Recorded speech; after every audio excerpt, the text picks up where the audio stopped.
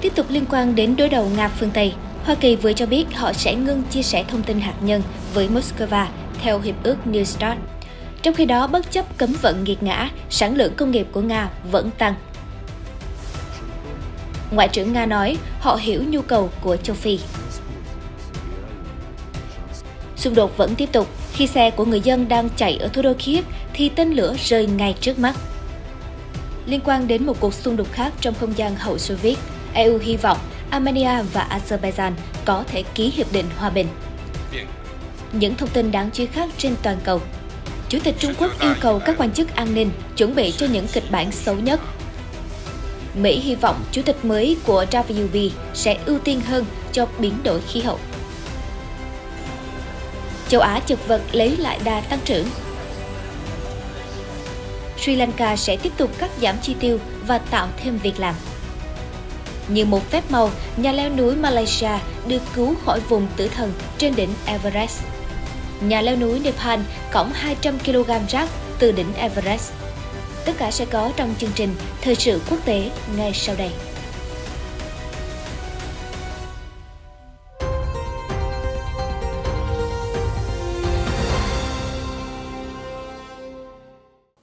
Mến chào quý vị khán giả đang đến với chương trình Thời sự quốc tế hôm nay. Sau đây là những thông tin chi tiết.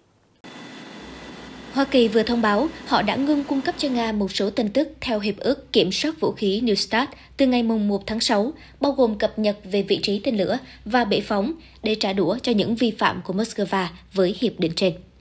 Trong thông báo trên trang web, Bộ Ngoại giao Mỹ cũng nói sẽ ngừng cung cấp cho Nga thông tin về đường bay của tên lửa, về các vụ phóng tên lửa đạn đạo xuyên lục địa và tên lửa đạn đạo từ tàu ngầm.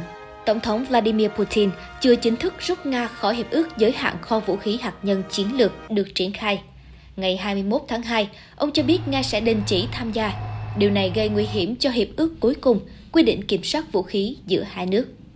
Được ký vào năm 2010 và hết hạn vào năm 2026, Hiệp ước New START giới hạn số lượng đầu đạn hạt nhân chiến lược mà các bên có thể triển khai. Theo các điều khoản, Moscow và Washington có thể triển khai không quá 1.550 đầu đạn hạt nhân chiến lược và tổng cộng 700 tên lửa, máy bay ném bom trên đất liền lẫn tàu ngầm để vận chuyển. Thông báo của Bộ Ngoại giao Hoa Kỳ có đoạn: bắt đầu từ ngày 1 tháng 6 năm 2023, chúng tôi sẽ từ chối gửi cho Nga các thông tin được yêu cầu theo hiệp ước, bao gồm cập nhật về tình trạng hoặc vị trí của tên lửa và bệ phóng. Một quan chức chính quyền ông Biden cho biết, Hoa Kỳ sẽ tiếp tục tuân thủ các giới hạn về số đầu đạn của hiệp ước, mong rằng Nga cũng tiếp tục làm như vậy. Phát biểu với các phóng viên, quan chức giấu tên này nói thêm, các bước đi của Hoa Kỳ có thể đảo ngược. Hoa Kỳ đang lôi kéo Moscow trở lại các cuộc đàm phán kiểm soát vũ khí, một viễn cảnh khó có thể xảy ra do cuộc chiến ở Ukraine và việc cung cấp vũ khí của Hoa Kỳ cho Kiev. Quan chức này nói tiếp, chúng tôi đã thực hiện cách tiếp cận từng bước, tạo cơ hội cho họ quay trở lại bàn đàm phán về việc tuân thủ New START. Đã có một cuộc gặp song phương giữa Mỹ và Nga vào tuần trước, trong đó Moscow từ chối thay đổi hướng đi hiện tại về New START. Kết quả là chúng tôi đang các biện pháp đối phó này kể từ hôm qua. Bộ Ngoại giao Mỹ cũng cho biết họ sẽ tiếp tục thông báo cho Nga về các vụ phóng tên lửa đạn đạo xuyên lục địa ICBM và tên lửa đạn đạo từ tàu ngầm SLBM, theo thỏa thuận thông báo phóng tên lửa đạn đạo năm 1988 và thông báo về các cuộc tập trận chiến lược theo một hiệp định riêng năm 1989.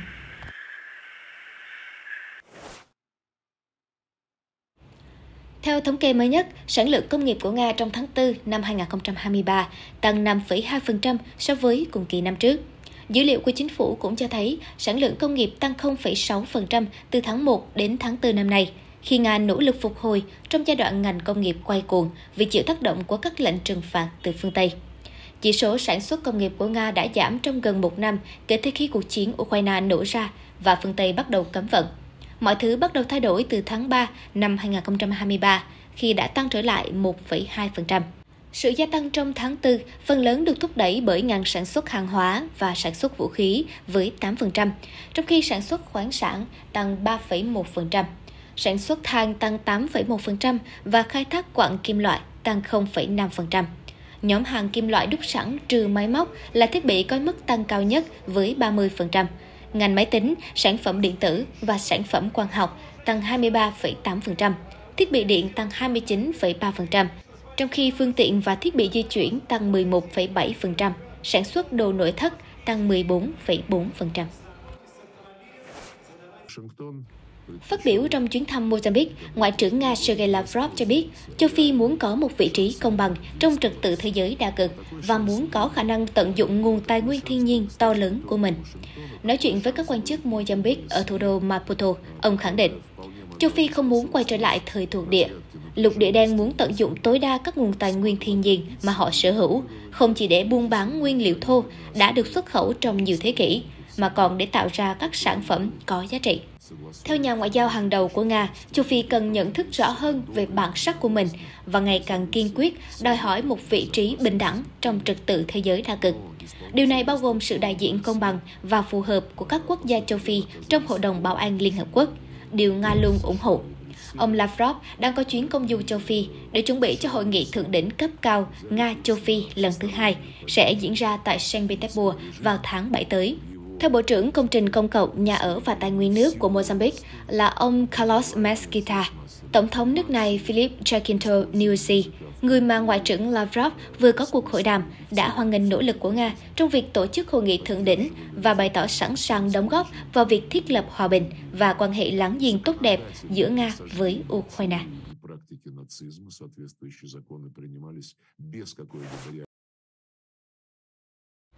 Video cho thấy một phần tên lửa rơi xuống đường ngay phía trước chiếc ô tô đang di chuyển.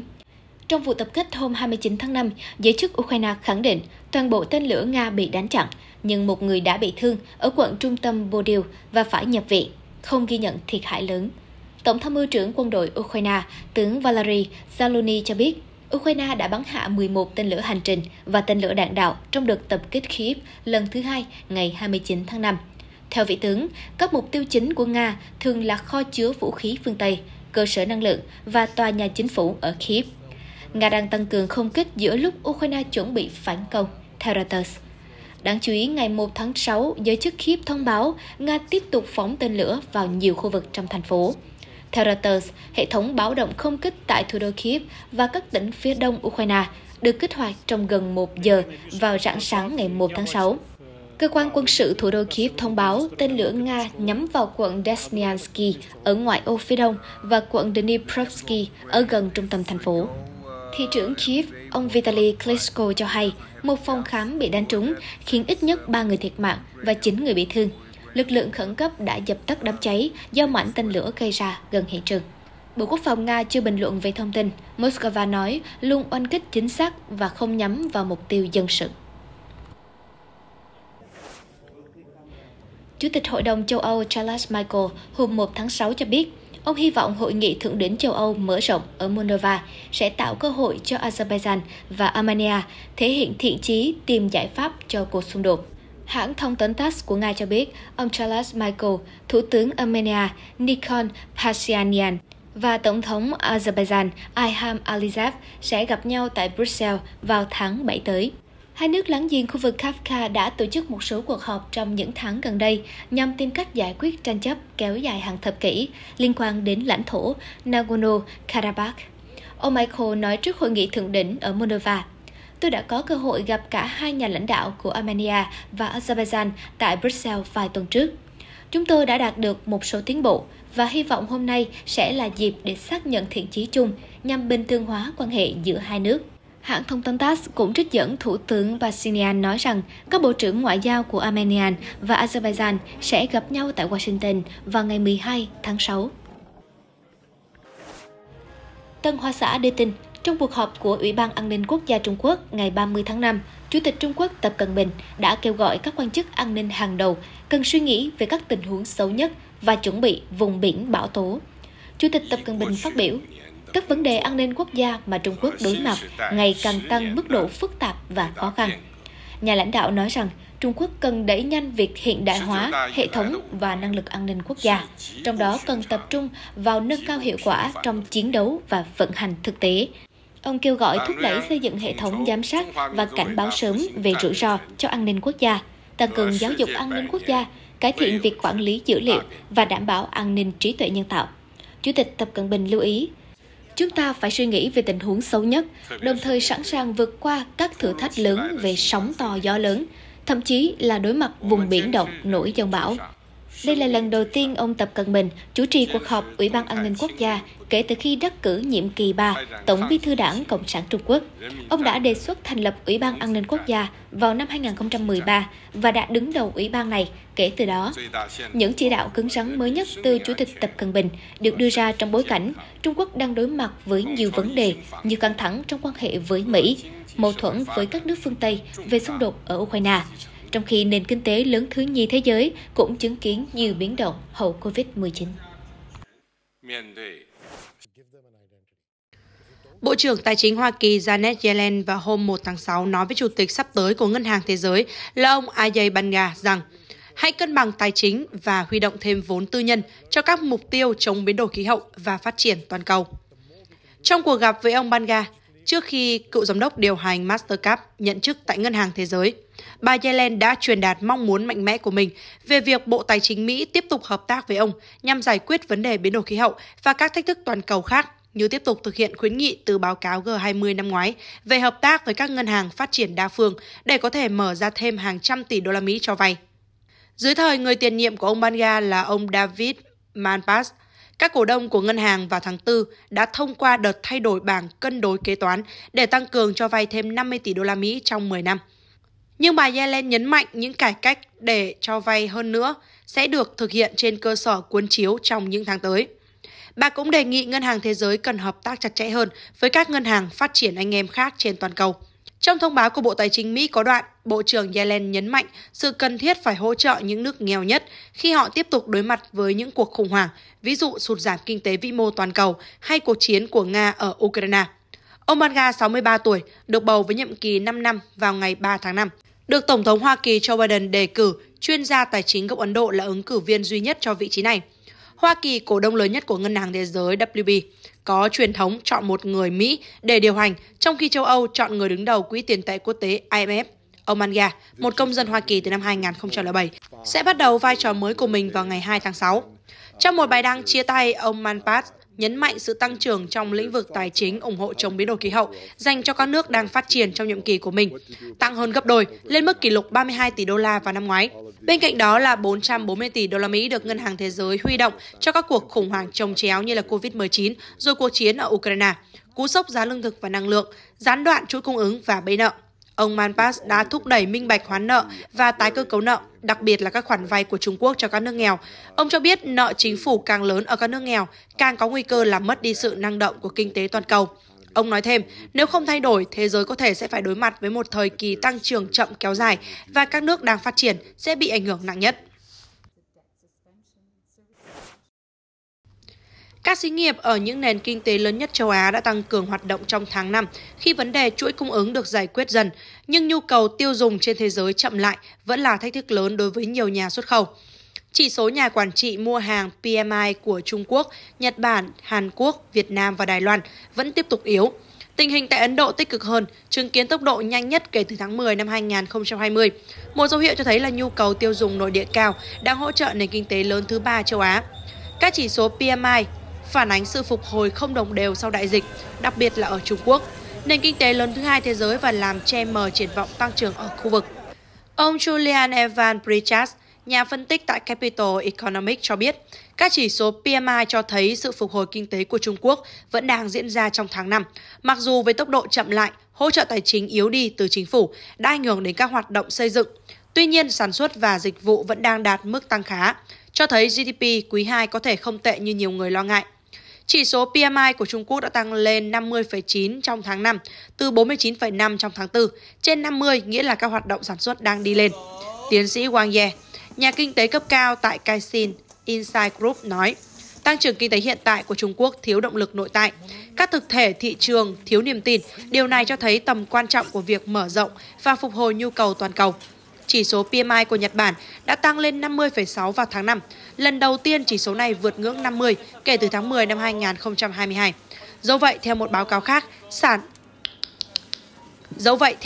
khác, sản lượng của các nhà máy Nhật Bản bất ngờ giảm trong tháng 4. Ở những nơi khác tại châu Á, PMI của Hàn Quốc đứng ở mức 48,4 trong tháng 5, tăng nhẹ hơn so với 48,1 trong tháng 4, nhưng rơi vào giai đoạn giảm dần dài nhất trong 14 năm. Do nhu cầu toàn cầu chậm lại, ảnh hưởng đến lượng đơn đặt hàng. Các chuyên gia cũng nhận định Việt Nam, Malaysia và Đài Loan chứng kiến hoạt động của các nhà máy bị thu hẹp trong tháng 5, trong khi đó Philippines tăng trưởng. Các nền kinh tế châu Á phụ thuộc nhiều vào sức mạnh phục hồi của Trung Quốc, vốn không đồng đều và thường xuyên lên xuống. Trong dự báo đưa ra vào tháng 5, Quỹ tiền tệ quốc tế cho biết họ kỳ vọng kinh tế châu Á sẽ tăng trưởng 4,6% trong năm nay, sau khi tăng 3,8% vào năm 2022, đóng góp khoảng 70% tăng trưởng toàn cầu. Tuy nhiên, họ đã cắt giảm dự báo tăng trưởng châu Á trong năm tới xuống còn 4,4% và cảnh báo những rủi ro đối với triển vọng như lạm phát cao hơn dự kiến, nhu cầu toàn cầu chậm lại cũng như bất ổn trong lĩnh vực ngân hàng ở Mỹ và châu Âu.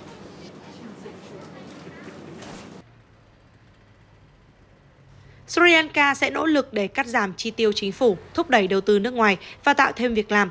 Tổng thống Ranil Wickremesinghe cho biết như vậy vào hôm 1 tháng 6, vài giờ sau khi Ngân hàng Trung ương cắt giảm lãi suất lần đầu tiên sau 3 năm. Quốc gia Nam Á rơi vào khủng hoảng từ năm ngoái khi dự trữ ngoại hối cạn kiệt, giá lương thực và năng lượng tăng cao, dẫn đến những người biểu tình lật đổ tổng thống. Một chính phủ mới đứng đầu là ông Wickremesinghe lên nắm quyền vào tháng 7 năm 2022, đang đàm phán gói cứu trợ trị giá 2,9 tỷ đô la Mỹ với Quỹ tiền tệ quốc tế IMF. Tổng thống cũng cho biết trong một bài phát biểu trước toàn quốc rằng lạm phát đạt mức cao kỷ lục 70% trong tháng 9 năm 2022, đang giảm xuống dần dần từ đó, nhờ nguồn thu của chính phủ đang tăng và dòng ngoại tệ từ kiều hối cũng như xuất khẩu đã được cải thiện. Ông khẳng định nền kinh tế đất nước đang dần phục hồi sau khủng hoảng nhờ các chính sách đúng đắn cùng nỗ lực chung của người dân. Từ khi lên nắm quyền thì Tổng thống này đã vạch ra nhiều biện pháp cải cách, bao gồm tăng cường xuất khẩu, thu hút nhà đầu tư quốc tế và tái cấu trúc các doanh nghiệp thua lỗ. Ông Jeje, 30 tuổi, người dân tộc Sepa ở Nepal, đang hướng dẫn một khách Trung Quốc leo lên đỉnh Everest cao 8.849 m vào ngày 18 tháng 5, nhìn thấy nhà leo núi người Malaysia đang bám vào một sợi dây. Ông ấy run rẩy vì lạnh ở khu vực được gọi là vùng tử thần, nơi nhiệt độ có thể giảm xuống âm 30 độ C hoặc thấp hơn. Hướng dẫn viên leo núi đã kéo du khách Malaysia đi xuống 600 m trong khoảng thời gian ròng rã 6 giờ. Tiếp đó, ông Nimatahi, một hướng dẫn viên người Sepa khác, đã tham gia giải cứu. Sau đó một trực thăng được huy động để giúp sức. Trực thăng thả dây thừng để đưa nạn nhân lên máy bay ở độ cao 7.162 m rồi trở xuống núi. Sứ mệnh nói trên được xem là chuyện hy hữu, gần như không thể giải cứu những người leo núi ở độ cao đó. Quan chức Biya Koigara thuộc Bộ Du lịch Nepal nói với Reuters, đó là một hoạt động rất hiếm. Ông khẳng định, hướng dẫn viên Yeoye cho biết ông đã thuyết phục khách hàng Trung Quốc của mình từ bỏ ý định leo lên đỉnh Everest vì điều quan trọng nhất lúc đó là giải cứu người leo núi Malaysia. Theo Reuters, công ty cung cấp dịch vụ leo núi cho công dân Malaysia từ chối nêu danh tính của nạn nhân để bảo vệ quyền riêng tư. Nhưng họ nói nhà leo núi này đã bình phục và lên máy bay về nước hồi tuần trước. Nepal đã cấp kỷ lục 478 giấy phép cho những người muốn chinh phục Everest trong mùa leo núi từ tháng 3 đến tháng 5 năm nay. Ít nhất 12 nhà leo núi đã thiệt mạng trong mùa này, con số cao nhất trong 8 năm qua, và 5 người khác vẫn mất tích trên các sườn núi tuyết trắng của Everest.